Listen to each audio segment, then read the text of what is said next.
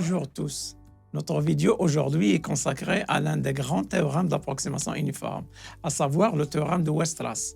Il permet d'approcher uniformément toute fonction continue sur un segment par une suite de fonctions polynomiales. Voilà, donc notre objectif, c'est, étant donné un segment AB de R, on cherche à approcher par des polynômes une fonction continue de AB à valeur dans K. Voici le théorème dit de Weierstrass. Il admet des généralisations dites de Stone-Weierstrass.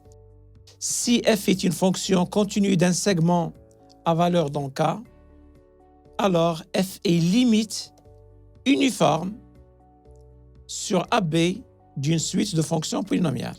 C'est-à-dire, quel que soit f continu de AB à valeur dans K, il existe une suite de polynômes ou de fonctions polynomiales telle que la norme infinie de Pn moins f tend vers 0. Ça veut dire que Pn converge uniformément vers f sur AB. Voici quelques idées de la démonstration. Ce théorème-là, il admet plusieurs démonstrations.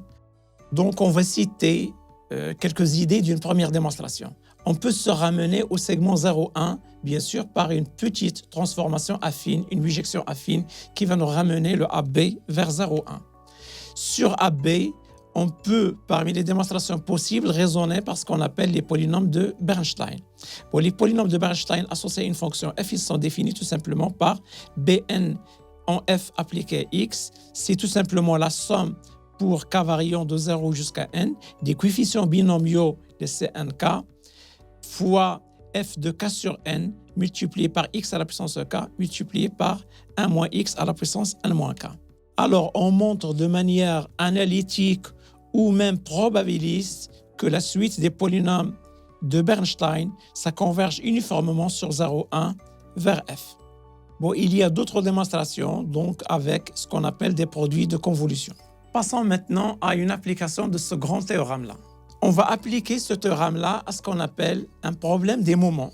Soit f une fonction continue de AB à valeur dans K qui vérifie, quel que soit n appartenant à grand N, le moment d'ordre n de f, qui est l'intégrale entre a et b de t à la puissance de n f de t dt, est nul.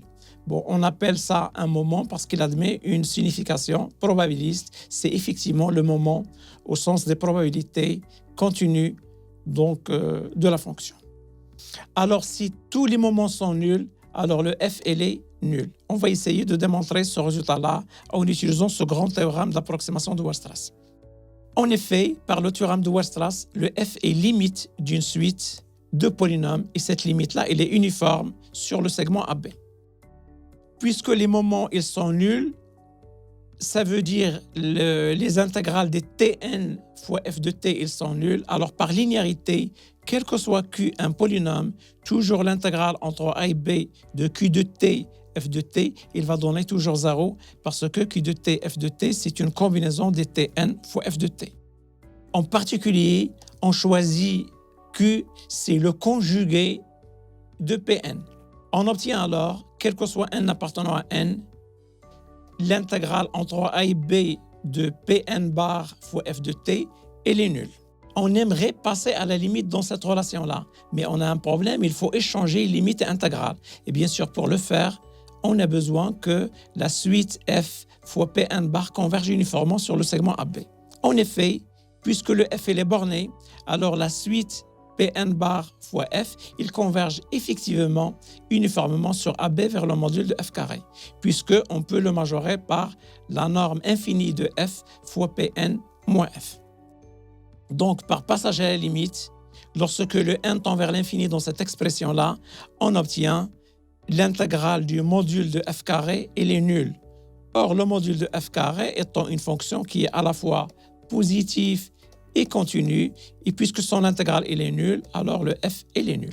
Donc, ce problème des moments, elle est démontré. Regardons dans la suite quelques limites de ce théorème. C'est vrai qu'il admet des généralisations aux parties compactes, mais il est non valable sur des parties non bornées. Voici quelques remarques à propos de ce théorème-là. Le théorème de Weierstrass ne s'applique pas sur un intervalle non borné. En effet, si Pn est une suite de fonctions polynomiales ou de polynômes qui convergent uniformément sur un intervalle non borné vers une fonction f, alors nécessairement la fonction f est aussi polynomiale. Donc f est aussi un polynôme. En effet, si Pn converge uniformément vers f, alors pour n assez grand, quel que soit t, la valeur absolue ou le module de Pn de t moins P grand N de t, et les plus petits en insérant le f à la norme infinie de P petit n moins f plus la norme infinie de P grand N moins f. Et bien sûr, ces termes-là, ils sont bornés. Donc ça, c'est borné. Donc on obtient que le polynôme P petit n moins P grand N, il est borné sur un intervalle non borné. Or, on sait qu'un polynôme au voisinage de plus ou moins l'infini, il est équivalent à son terme dominant. Donc le P de x, il est toujours équivalent en plus ou moins l'infini à son terme dominant à n xn. Donc il ne peut pas être borné au voisinage de plus ou moins l'infini, sauf s'il est constant. Donc forcément, ce polynôme-là, il est constant, et puisqu'il est constant, il va coïncider avec sa valeur en 0. Et donc, on obtient notre fonction f qui est la limite de cette quantité-là.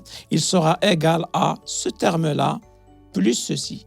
Donc, le f, c'est p grand N plus f de 0 moins p grand N.